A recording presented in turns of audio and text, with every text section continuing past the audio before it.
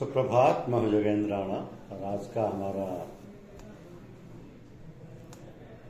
विषय जो कि आध्यात्मिक चर्चा से संबंधित है वह है मनुष्य का भाग, मनुष्य का भाग्य। एक बार महर्षि नारद जी वैकुंठ की यात्रा पर जा रहे थे। नारद जी को मार्ग में एक महिला मिली और बोली, मुनिवर, आप प्राय भगवान नारायण से मिलने जाते हो। मेरे घर कोई संतान नहीं है, आप श्री प्रभु से पूछना मेरे घर में संतान कब होगा। नारद जी ने कहा, ठीक है, पूछ लूंगा। इतना क्या कहा, नारद जी नारायण नारायण कहते हुए यात्रा पर चल पड़े। वैकुंठ पहुंचकर श्री नारद जी ने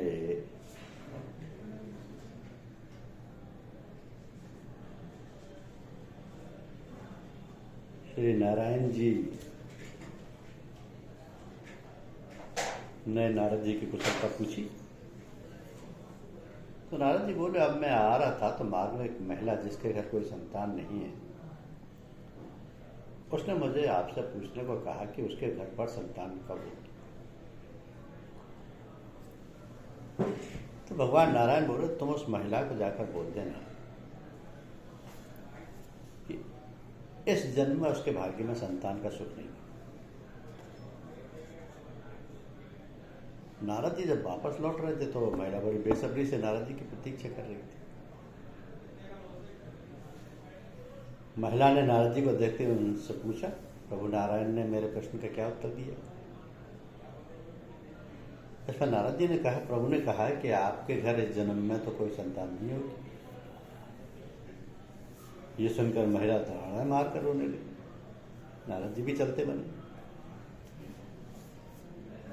कुछ समय बीत गया। गांव में एक बुजुर्ग संत मधुकरी के लिए आए और उन संत ने उसी महिला के घर के सामने खड़े होकर मधुकरी के लिए आवाज लगाई। तो संत की आवाज सुनकर वो बांझ महिला मधुकरी के लिए भोजन ले आई। भोजन पाकर संत ने उसे पुत्रवती होने का आशीर्वाद दिया और जैसा उस संत ने कहा था वैसा ही हुआ। कुछ समय पश्चात उस महिला के घर एक बेटा पैदा हुआ। उस महिला ने बेटे की खुशी में साधु संतों में भोजन बांटा और ढोल बजाया।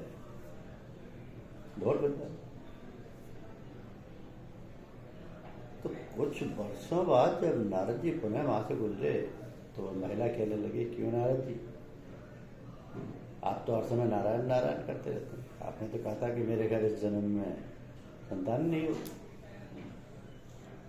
ये देखो मेरा राजकुमार बेटा।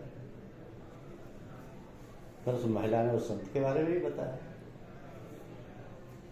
नारद जी को इस बात का उत्तर चाहिए था कि ये कैसे हो गया। तो वो शीघ्रता से नारायण धाम की ओर गए और प्रभु से बात कही कि आपने तो कहा था कि उस महिला के घर संतान नहीं होगी। क्या उस संत में आपसे भी अधिक शक्ति है? नारायण भगवान बोले, आज मेरा स्वास्थ्य कुछ ठीक नहीं, मैं आपकी बात का उत्तर बाद में दे दूंगा।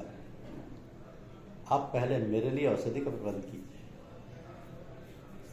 नारद जी बोले, आज्ञा दीजिए प्रभु। फिर नारायण जी बोले कि नारद जी, आप भूलोक जाइए और एक कटोरी रक्त लेकर आइए। नारद जी कभी इधर घूमते कभी उधर घूमते रहे, पर एक प्याला रक्त भी नहीं मिला।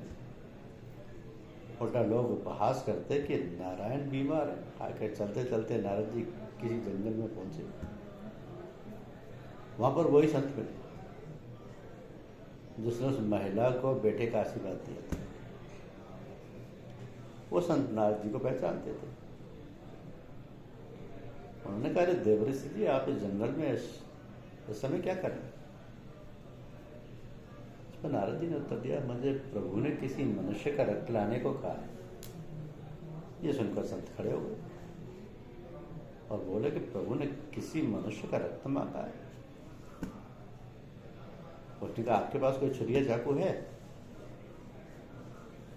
नारद जी ने कहा मैं तो मैं साथ में लेकर ही घूम रहा हूँ। तो संत ने अपने शरीर का एक प्याला रक्त दे दिया। नारद जी वो रक्त लेकर नारद जी के पास पहुंचे, कहा आपके लिए मैं औषधि ले आया। नारायण ने कहा यही आपके प्रश्न का उत्तर भी है। जिस संत ने मेरे लिए एक प्याला रक्त मांगने पर अपने शरीर से इतना रक्त भेजकर मुझे अपना ऋणी बना लिया, जो मुझसे इतना प्रेम करता हो, क्या उस संत के आशीर्वाद देने पर मैं किसी को बेटा भी नहीं दे सकता? उस बाज महिला के लिए प्रार्थना आप भी तो कर सकते थे, पर आपने ऐसा नहीं किया। रक्त तो आपके शरीर में भी था, पर आपने नहीं दिया। मनुष्य का भाग्य केवल प्रारब्ध से निर्मित नहीं होता, अपितु सद्कर्म और आशीर्वाद से भी प्रभावित होता है। सद्कर्म और आशीर्वाद से भी प्रारब्ध होता है। भाग्य का हमारे जीवन पर बहुत ही गहरा प्रभाव होता है। इस संसार में मनुष्य जब जन्म लेता है तो अपना भाग्य साथ ही लिखवा कर आता है, ऐसा हमारी भारतीय संस्कृति मानती है। अब भाग्य कौन लिखता है, ये कैसे बनता है आदि प्रश्न हमारी जिज्ञासा को बढ़ाते हैं। ऐसा कोई भी व्यक्ति विशेष ऊपर आसमान में नहीं है जो हमारा भाग्य लिखने का कार्य करता है, बल्कि हम स्वयं अपने भाग्य के निर्माता हैं। सीधा स्पष्ट करता है कि हम जो भी अच्छे कार्य, सुकर्म या बुरे कार्य कुकर्म करते हैं, वही हमारा भाग्य बनाते हैं। अब दोनों कर्म और यानी सुकर्मों का फल हमें सफलता एवं सुख समृद्धि के रूप में मिलता है। इसके विपरीत कुकर्मों का फल हमें असफलता व कष्ट परेशानियों के रूप में मिलता है। तो कुछ कर्मों का फल हम इसी जन्म में भोग लेते हैं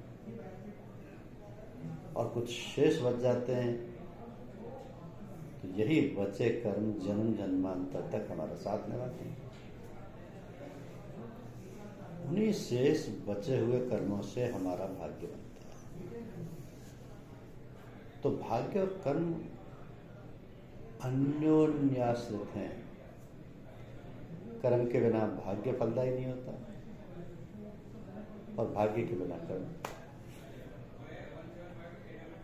इस बात को दूसरे शब्दों में इस प्रकार कह सकते हैं कि वे एक दूसरे के पूरक हैं और एक ही सिक्के के दो पहलू। यदि मनुष्य का भाग प्रबल होता है तब उसे थोड़ी सी मेहनत करने पर उसे आशातीत फल प्राप्त होता है, पर यदि वो श्रम नहीं करता तो अपने स्वर्णिम अवसर से चूक जाता है। तब पश्चाताप करने का भी कोई लाभ नहीं होता। परंतु इसके विपरीत कभी कभी ऐसा भी देखा जाता है कि मनुष्य कठोर परिश्रम करता है पर उसे आशा के अनुरूप फल नहीं मिलता। अब इसका ये अर्थ नहीं, कदापि नहीं कि वह परिश्रम करना छोड़कर हाथ पर हाथ रखकर निठल्ला बैठ जाए और भाग्य को कोसता रहे या ईश्वर को गाली देता रहे। तो मनुष्य को सदा अपने भाग्य और कर्म दोनों को एक समान मानना चाहिए, फिर बार बार सफलता की प्राप्ति के लिए ही प्रयत्न करना चाहिए। भाग्य भी तभी फल देता है जब मनुष्य स्वयं श्रम करता है। अब भाग्य से हमें भोजन प्राप्त हो गया, उसे खाने के लिए भी तो मेहनत करनी पड़ेगी। रोटी करने वाला खुद मुंह में नहीं जाएगा, हाथ हिलाना पड़ेगा। रोटी का ग्रास तोड़ेंगे तभी तो वाला मुंह में जाएगा और हमारा पेट भरेगा। हमेशा चींटी के श्रम को याद रखिए, जो पुनः पुनः गिरकर अथक प्रयास करके अपने लक्ष्य को पाने में अंततः सफल हो जाती है। इसी तरह हम अपनी बार बार ईमानदार कोशिश से असफलता को पुनः सफलता में बदल सकते हैं। हर प्रकार की सुख समृद्धि हमें अपने पूर्व जन्मकृत कर्मों के अनुसार ही मिलती है। फिर भी हमारे लिए यही उचित है कि हम अपने कठोर परिश्रम की बदौलत ही अपनी सफलताओं को पाने से ना चूकें। जब हम अपने बाहुबल पर विश्वास करके कठोर परिश्रम करेंगे तब हमारा भाग्य हमें अवश्य में फल देगा। तो भाग्य के भरोसे बैठकर कर्म करना नहीं, त्यागना है। उन्नति करने का अवसर हर किसी को जीवन में अवश्य मिलता है। शर्त बस यही है कि उस अवसर की प्रतीक्षा करते हुए हमें अपने हाथ पर हाथ रखकर नहीं बैठना है, बल्कि भविष्य को सुखद बनाने का सार्थक प्रयास करना है।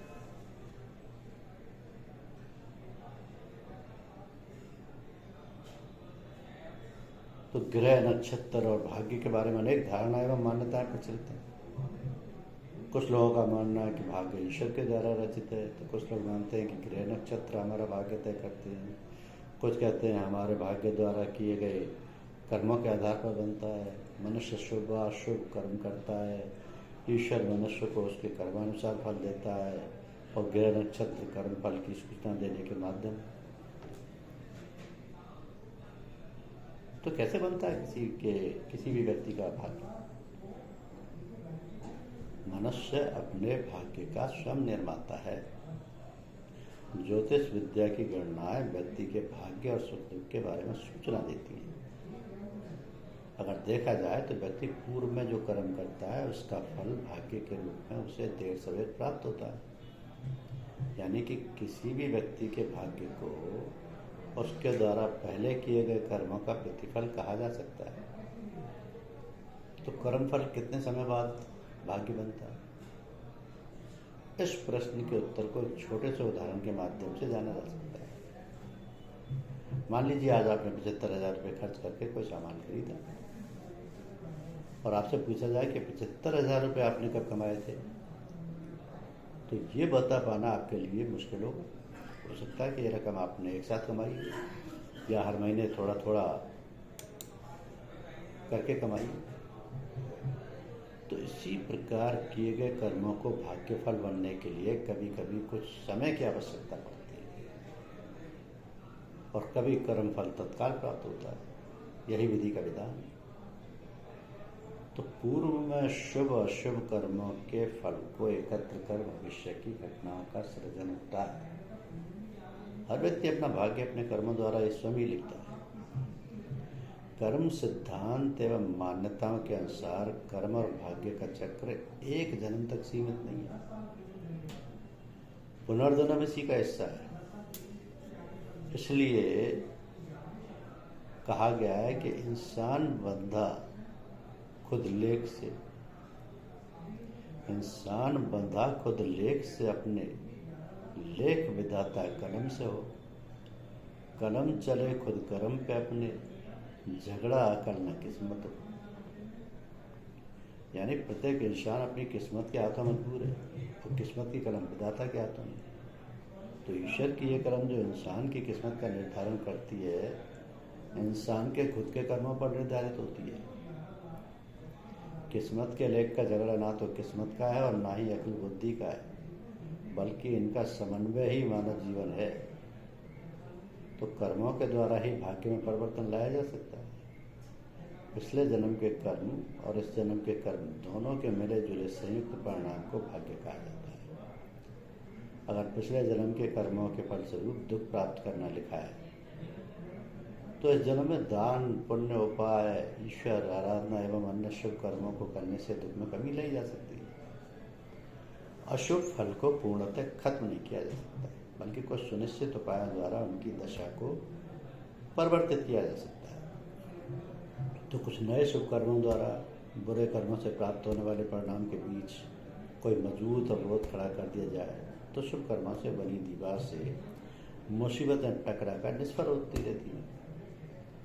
उचित दिशा में सही कर्म करने से भाग्य बदलने लगता है। बस हमें ये सही कर्म करने का रास्ता, सही तरीका, सही विधि, सही समय का पता होना चाहिए। इच्छा शक्ति और दृढ़ संकल्प इंसान को रंग से राजा बना सकता है और अज्ञानी को महाज्ञानी। इसलिए अगर भाग्य बदलना हो तो सबसे पहले अपनी इच्छा शक्ति और संकल्प को मजबूत करें और सही दिशा में किसी योग्य गुरु के मार्गदर्शन में कर्म करें। निश्चित ही सफलता आपको प्राप्त होगी। मजबूत इच्छा शक्ति एवं दृढ़ संकल्प के द्वारा जीवन को निश्चित रूप से बदला जा सकता है। धन्यवाद।